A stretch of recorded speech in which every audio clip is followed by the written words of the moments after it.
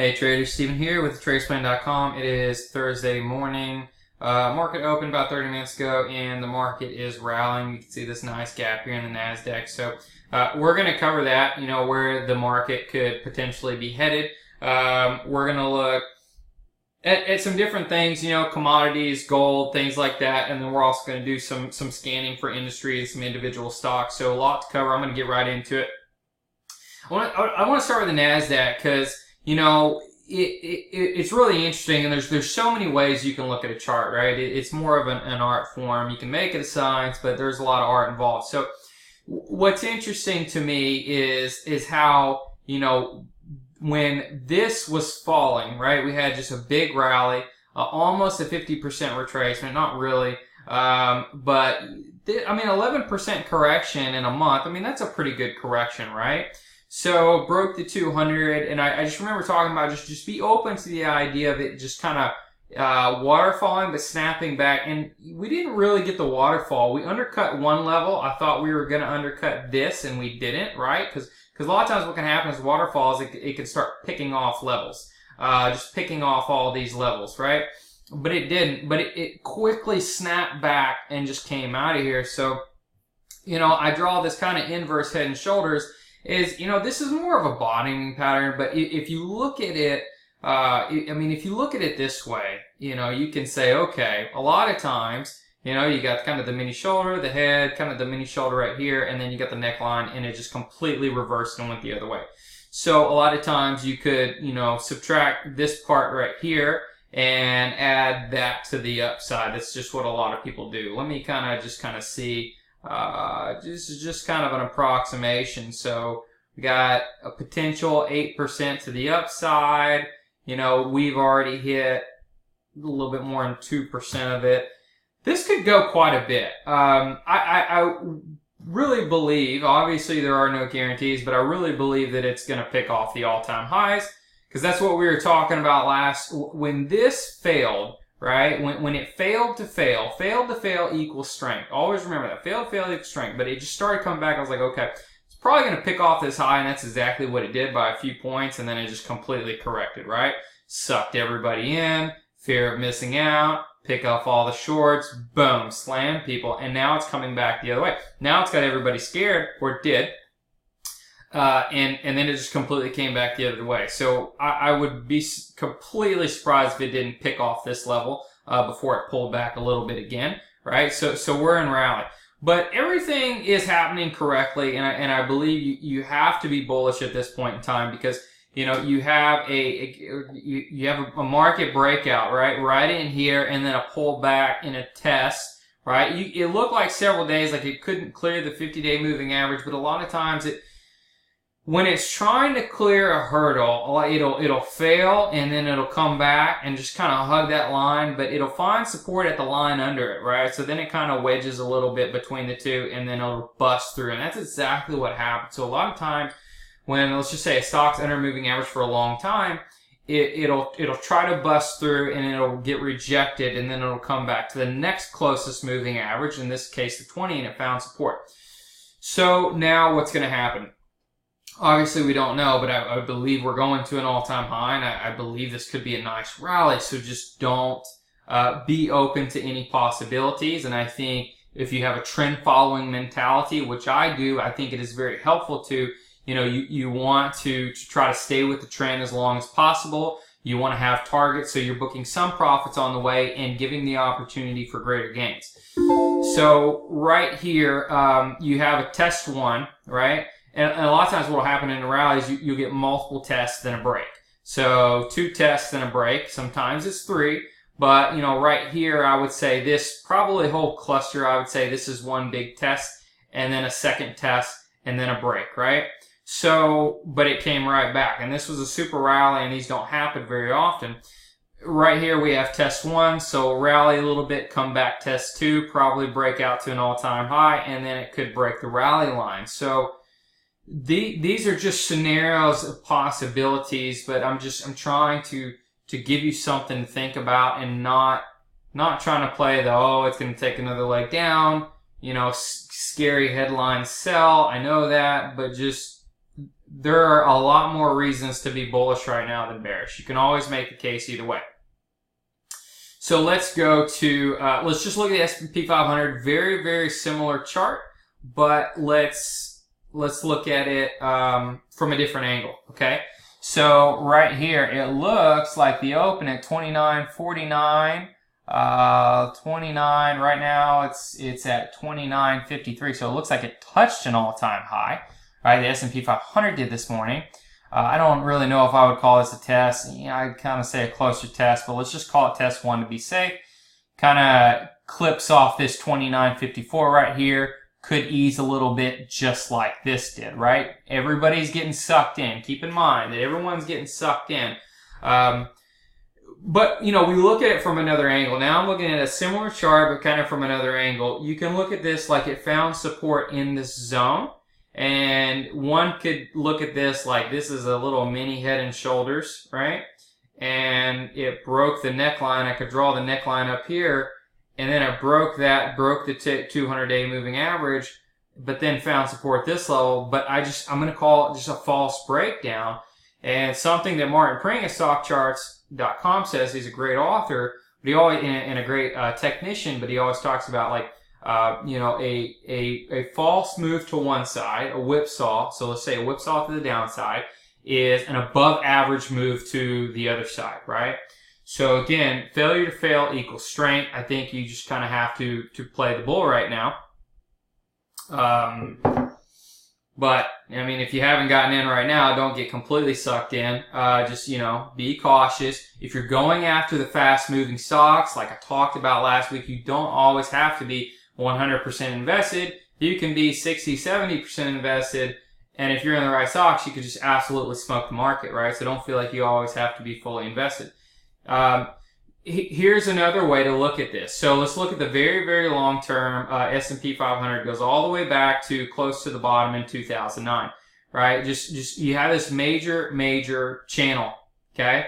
You have corrections 2010, 2011, 2015, 16, the double dip, 2018, and then the bear market, right? And one could argue this was a bear market because the Russell 2000 did hit 20%. So, I mean, you can make the argument.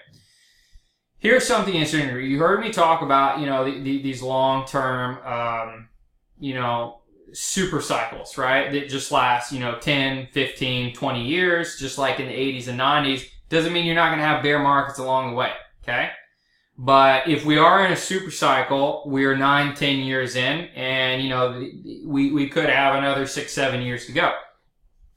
So my point is, I think trend following is a good strategy. But anyways, so if I'm playing the, failure to fail equals strength, look at this just major trend line. I think it's hard to argue that this is not a good trend line that goes back 10 years. You had a break of the trend line, and then just, even though this is scary, this is a weekly chart, right? Just a completely reverse, right? So it failed to break down. To add to that point, you could draw a kind of a mini head and shoulders right here, right? Or you could draw a head and shoulders, even though it's typically at the bottom of the pattern. But, you have this shoulder, the head, this shoulder, and then it's breaking the neckline. So if this, and on a weekly chart, I'm not saying this is a straight shot by any means. If you play that, and then you play the above average move, this is a 20% downside. So I could add this to the upside to be a potential target. And if you don't like that, I'm just going to show you this right here. Look at this. This was towards the top, and this was 2015, 2016. Shoulder, head, one last smaller shakeout right here. I could blow this up just a little bit. Let me try to blow this up. It might not be great resolution, but you can say, deep left shoulder. The head is much deeper. Smaller right shoulder right here. And then you had a reversal. Look, you had a reversal in the market. And then really 2 solid years of just huge moves. Now you have a nasty shoulder right here, a nasty head, and then just a smaller right shoulder, a reversal, just like this. And then what happens is yet to be seen, right? But I think it's important to look at history, to look at kind of what is really possible. Okay. You know, this was a smaller right shoulder, just like this was a smaller right shoulder. They were both reversals in the market. They were both reversals in the market at the 40-week moving average. Do you see this red line right here? You see the red line right here? They both reversed and closed back above the 40-week moving average, and then just absolutely started to take off. So it is so important to just kind of look at this sometimes. And I'm trying to make the case to be bullish long term. There's going to be corrections, you know, there's going to be hiccups along the way. It's never a straight shot. But if we're in a super cycle, if we look at this inverse head and shoulders, right, and we compare it to this and what happened after this, the failure to break down of this trend line could be an above average move. All I'm saying is it doesn't pay to be scared. You could wait for a pullback. I'm not saying back up the truck right now. I'm just making the case for over the next 1 to 2 years. When it gets close to election year, yeah, we'll see what happens. But I mean, I've got emails from guys recently. They're like, "Hey, I'm gonna stop trading for a while until the election gets over." Man, I think they're gonna miss out. Like, I mean, they are, right? It just kind of always happens because then they're using their emotions and they're using their opinions. That's why I like technical analysis. Like, what is on the chart is what is on the chart. You can look at it several different ways, but at this point in time, it's hard to make the bearish case. So, just kind of keep an eye on that. Let's look at the Russell 2000. I'm just kind of want to look at that. It does have some catching up to do. And this is kind of an ugly chart. It's not even close to an all-time high, but I also kind of like it too because I could draw a flag right here and then a breakout and then a retest and then a complete failure, right? I could draw horizontal lines right here where it touched 1, 2, 3, and I'd say that's a breakdown, right? But I could also say that's why this could work because it completely ran all these stops, scared the bejesus out of everybody. It's going all the way down, and you always have to be open to any possibilities, but it surged back and now is looking like it's going to head out of here. Now, again, I don't really look at an outperformance or an underperformance in small caps as a major indicator just because I have realized that just the Russell 2000 can have a complete mind of its own. From the large caps, the Nasdaq, the S&P, it can just, it kind of moves, to the beat of its own drum. So it can outperform, it can underperform. I'll really more kind of pay attention to what the S&P 500 and the Nasdaq is doing as a better indicator. But if this could play catch up and it could play catch up fast. Now let's look at breadth. We have the S&P 500, percent of stocks above. I'll probably take this off the 20 EMA. This is pretty strong right here. 81% of stocks in the S&P 500, or 81% are above the 20-day EMA. That's a rally. That's a rally all day, and it's looking pretty good. This is a very short-term indicator, so it's not always the best indicator to make investment decisions, but it's something to watch. And just like typically breadth peaks before price action. So sometimes when the breadth starts to peak, then you start to pay attention. And then when the price action peaks or starts to break down, then you completely respect the breakdown, in my opinion, more so because the breadth is let it lower. But let's look at what is leading. So you have the XLK, the technology, 89% of the stocks above the 20-day EMA. That's looking pretty good. I think financials based on the bond market and treasury yields are still strong, but they're not as strong as technology. So look at technology. Discretionary, 76%. So it's a little bit below average. Industrial, 88%. That's above average. Healthcare, 91% is looking the strongest. We're going to look at that here in a minute. Consumer staples, that's weaker, and that's good because that's more defensive in nature, so you want that to lag. Energy is starting to come back, but it's still weak, and it's still, there's better areas to put your money, okay? Materials, you have, right here is looking okay. We're going to look at gold. That chart's looking strong. Utilities are still up there. So you kind of have a mixed bag, but I do like to see technology up there. I like to see some healthcare up there. So I would say that is a good sign to me. I'm seeing more good than bad. It's not always going to be perfect. Focus on the price of the index first. So we have the long-term breadth of the S&P 500, the percent of stocks above the 200-day moving average is at a bullish 67% and heading higher.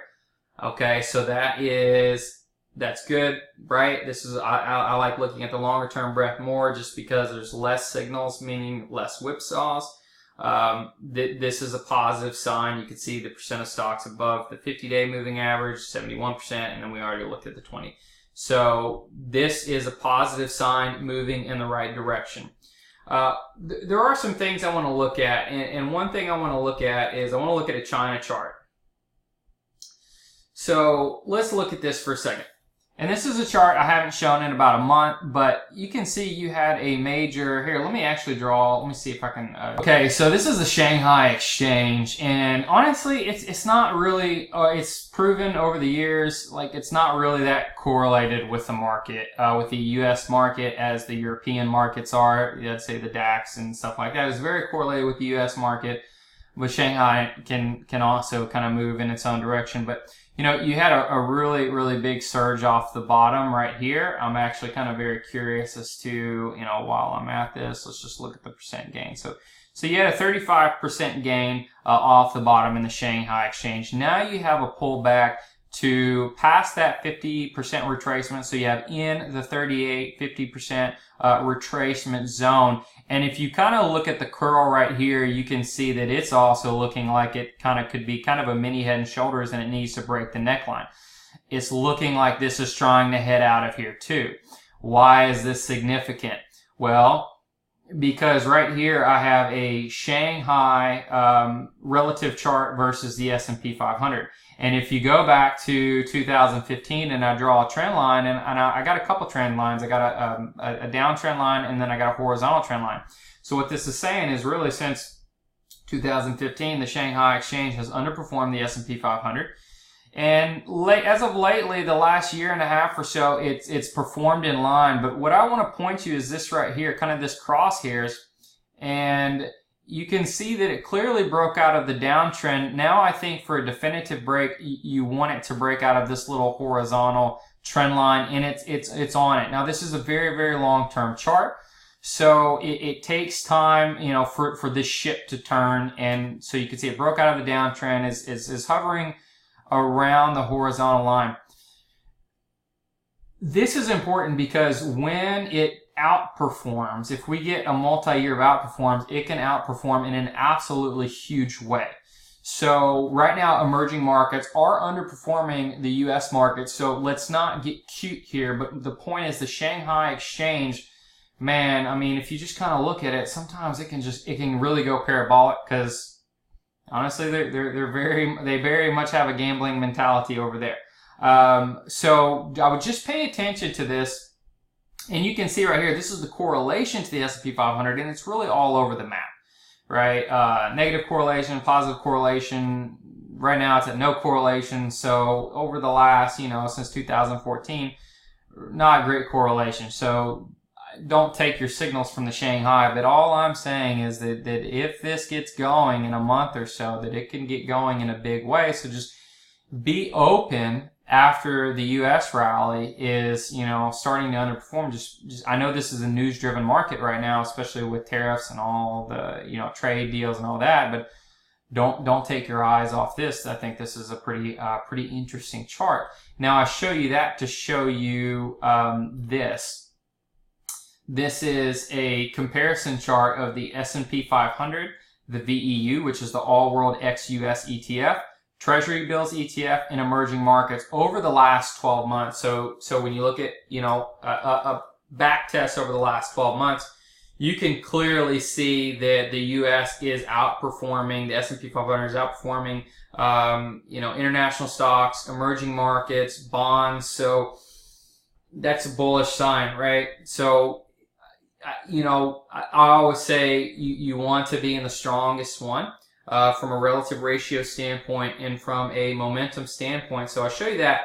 after I show you the China chart, so don't get too cute and say, oh, okay, now I got to buy a bunch of emerging markets, but there can be pockets in the emerging markets that can really do well. So pay attention to the relative strength on that side.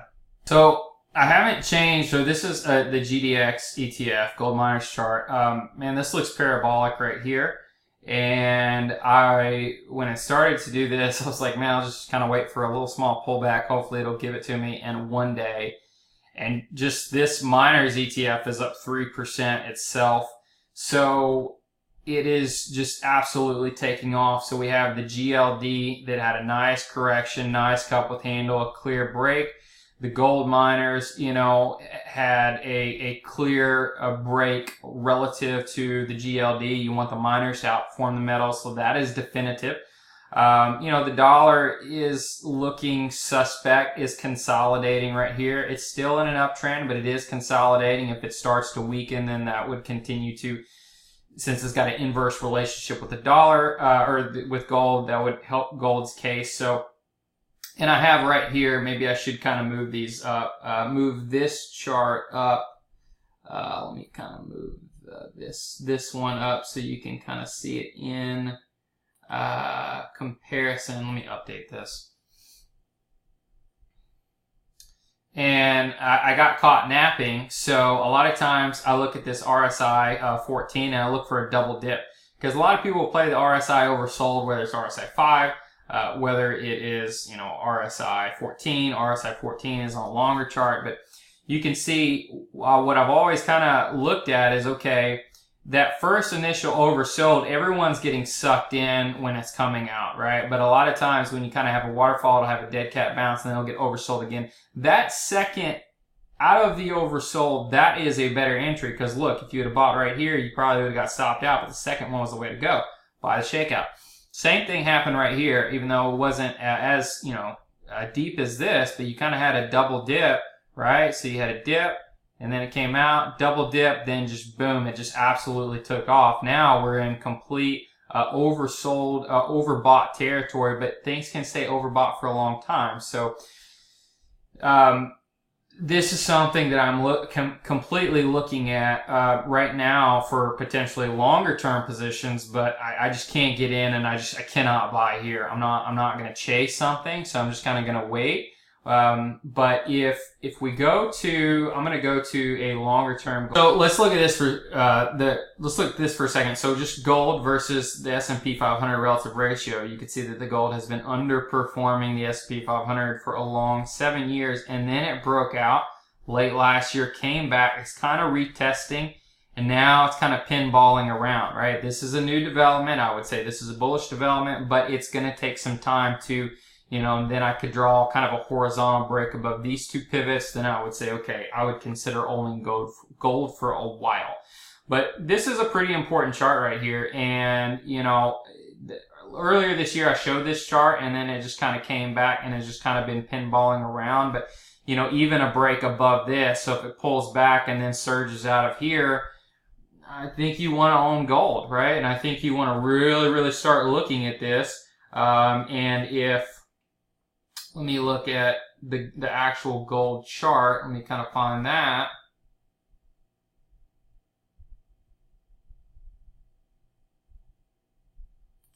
Okay, I haven't updated this chart in a while, so it might be old. Okay, so look at this though. This is the very, very long term. This is a 20-year chart of gold, right? Just the continuous contract. You know, it peaked in 2011, and it's really just been very frustrating ever since. You know, it's been consolidating for a long time. Man, I mean, I could draw this pattern a lot of ways, but you can see right here, there is a major neckline at gold right at around 1350, and it's breaking through that. It's trying to break through that, which is a major development. Because, you know, it goes all the way back to 2012. Like, this is a major consolidation. The longer the base, the higher in space. You know, something I've always heard. So you can draw this a couple ways. Say, okay, this is just a first stage rectangle pattern, and it's trying to break out.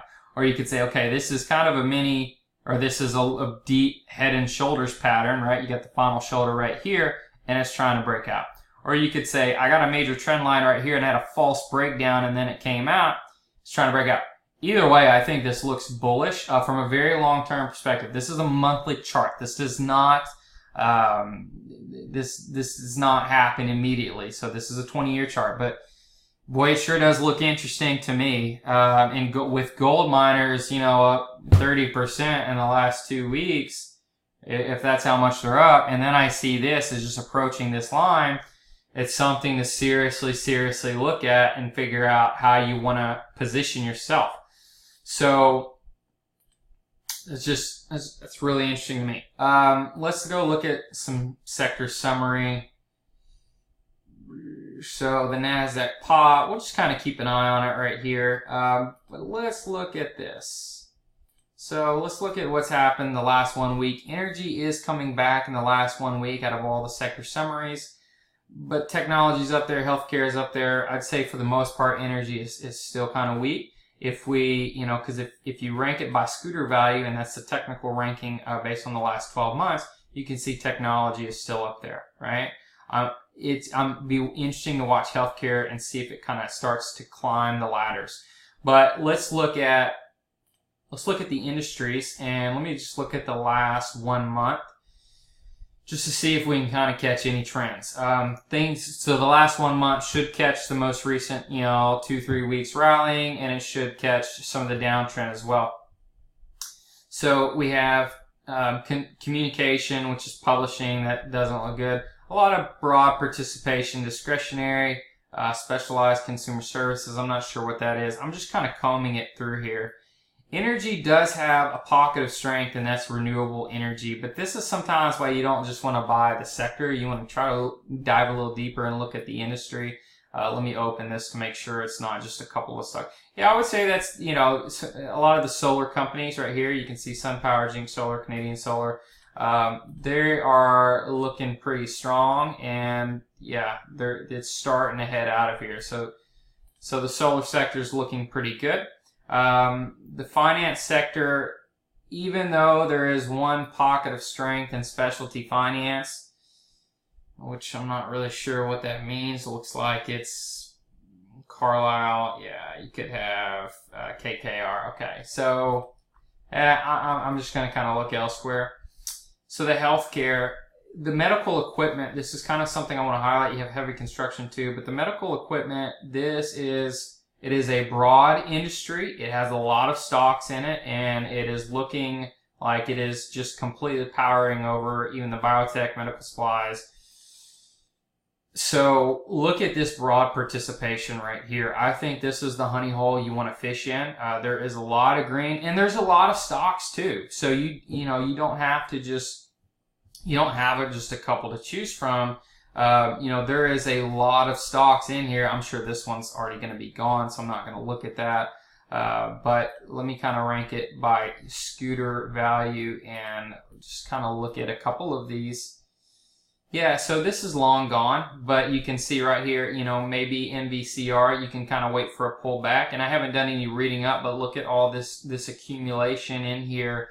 There's a lot pushing this up. So I'd be very interested to also see, I'm looking for kind of higher price. I'd be very interested to also see if some of the other charts you also see a lot of accumulation. Not so much, you got more distribution, but right here, but when it breaks to an all-time high, that just completely negates that. But it's looking very strong, and this was already at an all-time high. So I'm not going to go through all of these stocks, but I think this is, specialty finance, medical equipment. I think that this is free to most. I think this is a free service to most people. So you can just go in here, look at the industries, kind of look at the medical equipment to kind of find some stocks on your watch list. So I think this would be helpful. Let me know if you have any questions.